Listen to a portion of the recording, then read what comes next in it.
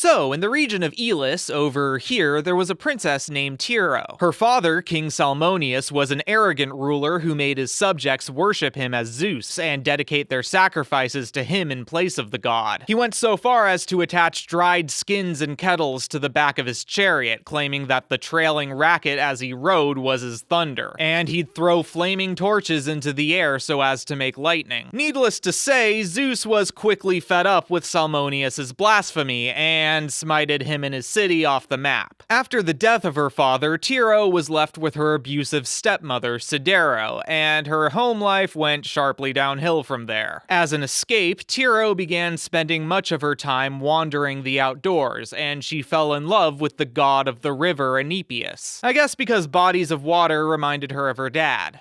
That was my best attempt at making a salmon joke because of Salmoneus' name. It has the word salmon in it. It wasn't good, and the Freudian implications kind of came out of nowhere, but I feel like if you have a character named Salmoneus, you need to at least try and fit in a salmon joke somewhere. So there you go, that was it. Let's carry on. Tyro would constantly lay by the riverbank and vent about her misfortunes. Euripides, however, didn't appreciate the unsolicited trauma dumping and refused to reciprocate the girl's affection. But Tyro, meanwhile, caught the attention of Poseidon, and he, taking the form of the lesser god, was more than happy to reciprocate. Tyro then gave birth to twin boys, who, to avoid scandal, she was forced to abandon in the wilderness. A loose mare then galloped over and stomped on one of the babies' heads, leaving a permanent bruise. The horse's trainer came and rescued the boys and raised them himself, naming the one stomped by the horse Pelias, because I guess that's a good joke in Greek, and his brother was named Neleus. Meanwhile, Tyro was betrothed to her uncle, King Cretheus of Iolcus, over here, and she bore him 3 children, Pheres, Amethion, and his heir to the throne, Aeson. But once grown, Pelias and Neleus came and conquered the city, claiming for themselves the birthright of their half-brother.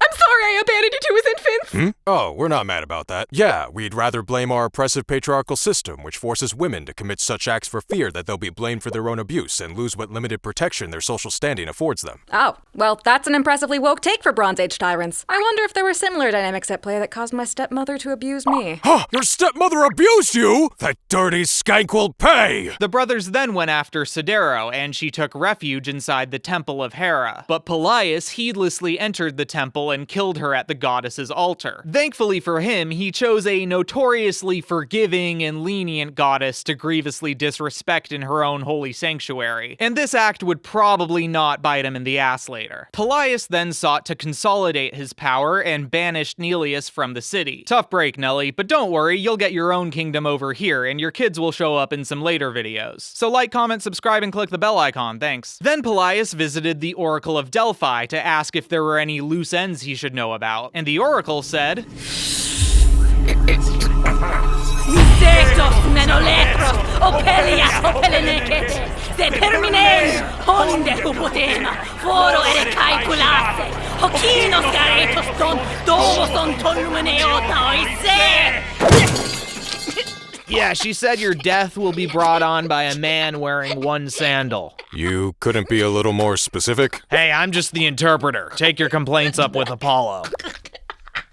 And so Pelias became vigilant for any sign of this mysterious 1-sandaled man. Apparently, he was so vigilant, he neglected to pay tribute to Hera in any of his sacrifices. Which, you know, is a bold strategy for regaining the favor of a goddess whose temple you desecrated. Meanwhile, the would-be King Aeson and his wife Alcimede had a son. And fearing for his safety, they had the midwives cry out as if the child was stillborn, while in actuality, he was stealthily taken out of the city. The boy was brought to the cave of the centaur Chiron to be raised in secret, and Chiron named him Jason and trained him to be a mighty hero. When Jason was 20 years old, he set out to return to Iolcus to take part in a banquet to Poseidon held by Pelias. But on the way there, he came upon a stream by which an old lady stood. Oh dear, I'm just a regular old woman standing by this stream. Wow, you sure are a standard old woman. Bog standard. standard, some would say.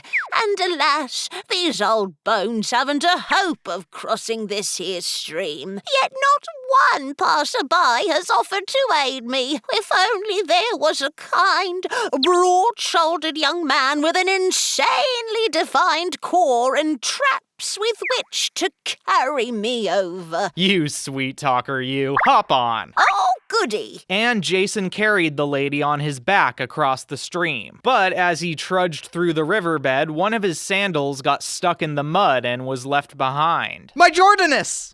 They're fake anyway. And besides, I'm just glad I could help you reach your destination safely, bog standard old woman. Take care. Such a good-hearted young man. He will be the perfect instrument for my divine wrath. What? Oh, nothing, just... It's fine, dearie. Keep going where you're headed. Thank you. When Jason arrived in Iolcus for the banquet, Pelaius immediately noticed his missing sandal and realized the oracle's prophecy was coming true. Well, hello there, traveler. What brings you to the city? Not that it's my business who visits this place. I'm not the king or anything. Just a curious stranger, making conversation. Hi there, sir. I'm Jason, son of Aeson, the rightful heir to Iolcus. I came here to take part in the banquet, but between you and me, I'm hoping I'll run into my uncle Pelaius so I can finally give him a piece of my mind. Well, I sure wouldn't want to be Pelaius. You know, that makes me wonder. If you were Pelaius and hypothetically received a prophecy that your nephew would bring about your death, how would you go about getting rid of him?